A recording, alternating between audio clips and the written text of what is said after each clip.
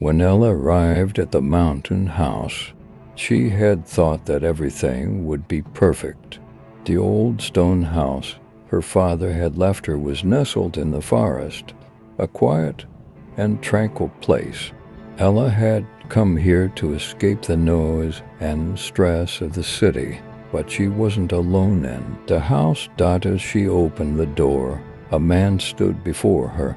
He was tall, with black hair and a pale face. His icy blue eyes sent shivers down Ella's spine.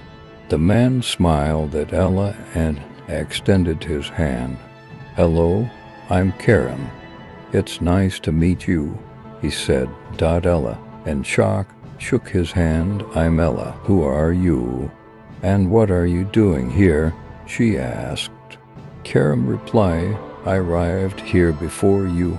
I rented this house," Ella retorted. "That's not possible. This house belongs to me. It was left to me by my father." Karam insisted. "No, you're mistaken. I am the owner of this house. Your father is not mine," Ella shouted. "You must be insane," and slammed the door as she left.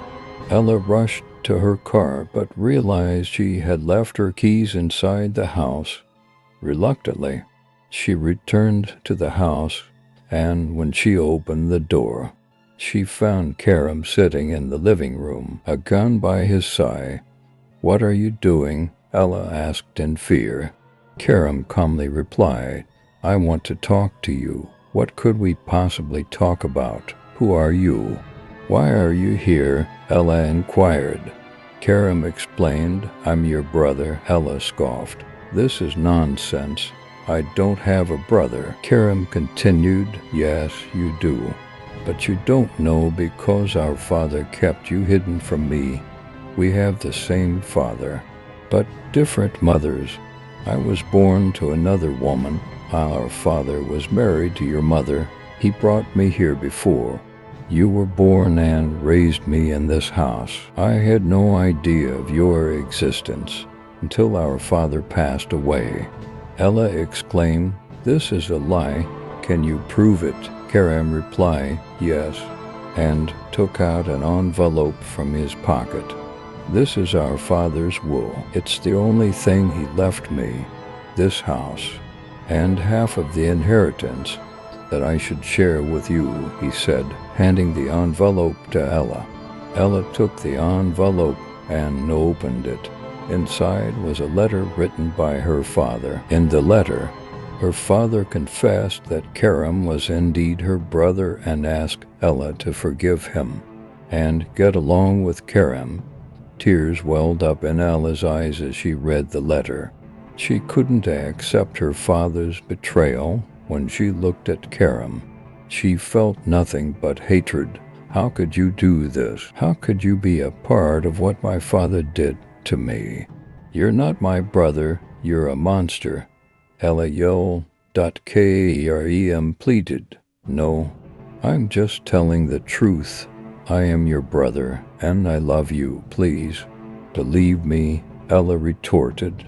"No, you can't love me. You're just after the inheritance. Stay away from me." And threw the envelope on the floor. Karam begged, "No, please. I want to talk to you. Please, listen to me." Ella screamed, "Let go of me," and pushed Karam away. Karam lost his balance and fell out of the window behind the couch. Ella rushed to the window in shock and saw Karam lying at the edge of the cliff. He was covered in blood and motionless. Ella stood there, frozen, as she gazed at the scene. Then she began to feel guilty. She believed she had killed Karam because she hadn't accepted him as her brother. She wanted to help him, but it was too late.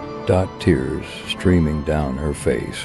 Ella stepped away from the window. She picked up the gun and pressed it against her head. Before pulling the trigger, she looked at her father's letter one last time. "Father, forgive me," Ella whispered and pulled the trigger. And so the story that began in the mountain house ended at the edge of the cliff.